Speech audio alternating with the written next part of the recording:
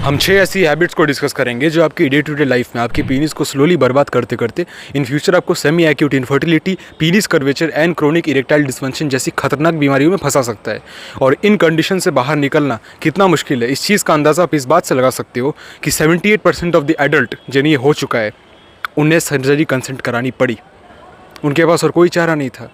And obvious सी बात है, मैंने हैबिट शब्द का इस्तेमाल किया है, तो ये वो चीज़ें तो है नहीं जो तुम ओकेजनली करते हो, कभी कभी करते होगे। नहीं, these things are involve in your day to day life and they are slowly killing you like a slow poison. Disclaimer देना चाहता हूँ, I am not a doctor, neither I am a physician, लेकिन as a content creator I am well aware of the fact कि misinformation कितनी dangerous हो सकती है।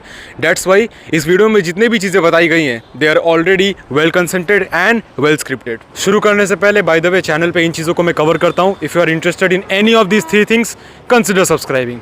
शुरू करते हैं। और हाँ, शुरू करने से पहले एक और बात, जितने लोगों को ये लिखना है ना कमेंट में, या क्या पता लिख चुके हो, आप लोग के लिए वीडियो के एंड में एक प्यारा सा मैसेज है, देखते रहना। टाइट फैब्रिक, टाइट क्लोथ पहनना, स्किनी जीन्स पहनना या बहुत ही छोटे या टाइट अंडरवेयर्स पहनना, इन सब चीज़ों के कारण ना आपके पीनिस को 2 तरीके से डैमेज पहुंचता है।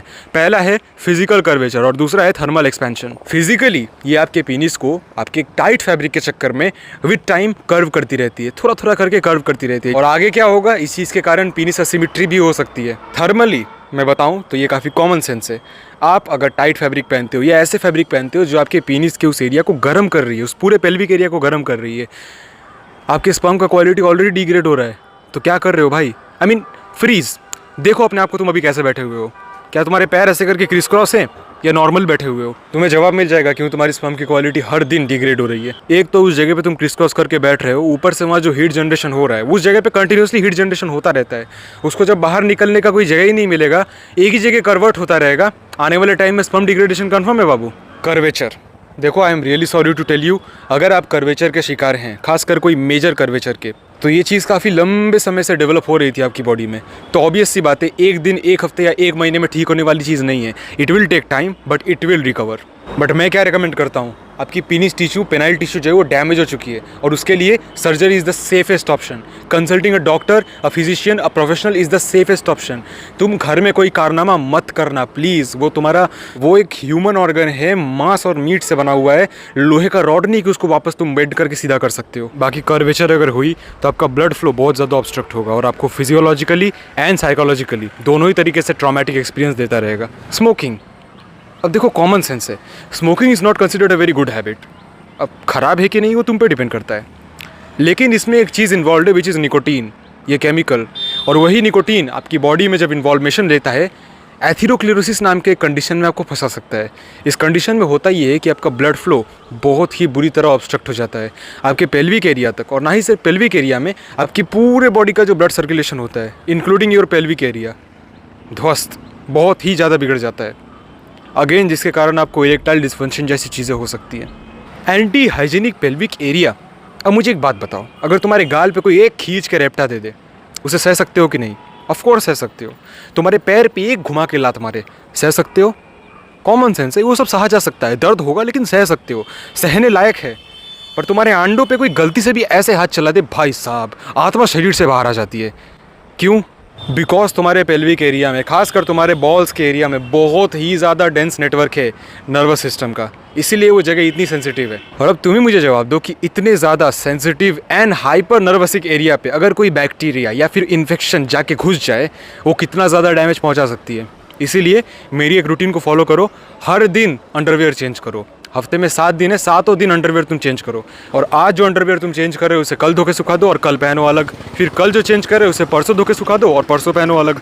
इस चीज़ को फॉलो करके देखो, इन्फेक्शन का आई भी नहीं लगने वाला है वहाँ पे।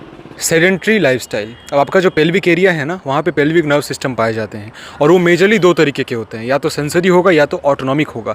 और ऑटोनॉमिक नर्वस सिस्टम में पैरासिम्पैथेटिक फाइबर नाम की एक चीज़ होती है जो आपके पेल्विक एरिया तक पहुँचाई जाती है नर्वस सिस्टम के द्वारा, और वो बहुत ही ज़्यादा इंपॉर्टेंट होता है आपके इरेक्शन के टाइम पे। मैं जानता हूँ भाई ये सेल्फ इंप्रूवमेंट की वीडियो नहीं, बायोलॉजी की क्लास लग रही है, पर मैं क्या करूँ, ये सब जानना आपका हक भी है और आपकी रिस्पॉन्सिबिलिटी भी है।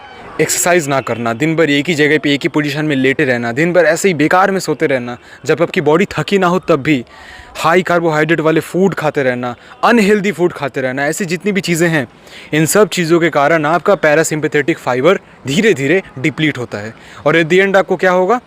Erectile dysfunction. एक टाइम ऐसा आएगा ना, नामर्द बन जाओगे, इरेक्शन भी नहीं हो पाएगा ढंग से, बाप नहीं बन पाओगे तुम। So please be consulting, be serious about this things. Junk food, common sense है भाई, जंक फूड खाने से शरीर के अंदर, नाम में ही जंक लिखा हुआ है, वो सारा जंक अंदर जा रहा है। जो तुम खाओगे तुम्हारे बाहर आउटपुट में वही आने वाला है। अच्छी चीज़ें खाओगे, हाई एनर्जी मिलेगी, बॉडी हेल्दी रहेगी। बुरी चीज़ें खाओगे, चुद जाओगे। तुम्हें तो आदत है ना यूट्यूबर के मुंह से सुनने की कि भाई जंक फूड हेल्दी नहीं होता, उसे मत खाया करो। कॉमन सेंस है भाई, जंक फूड खाने से तुम्हारी तबीयत खराब होगी, जंक फूड खाने से तुम्हारी एनर्जी लो होगी, तुम्हें नुकसान होगा, तुम्हारी बॉडी की चुदेगी, लेकिन कोई बात नहीं, हमें तो यूट्यूबर के मुंह से सुनना है, तभी तो सेटिस्फैक्शन मिलता है ना।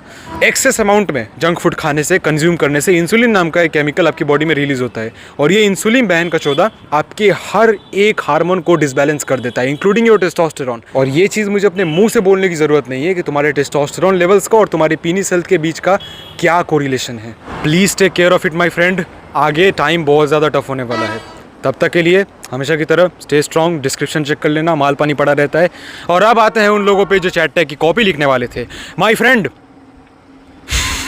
कॉपी नाम की कोई चीज़ नहीं होती है सेल्फ इंप्रूवमेंट में, कॉपी नाम की कोई चीज़ ही नहीं होती है इस यूट्यूब कल्चर में। It's called adaptation, it's called inspiration. मैं इसी चीज़ से इसे ढक दूंगा, मैं कॉपी बोलूँगा ही नहीं।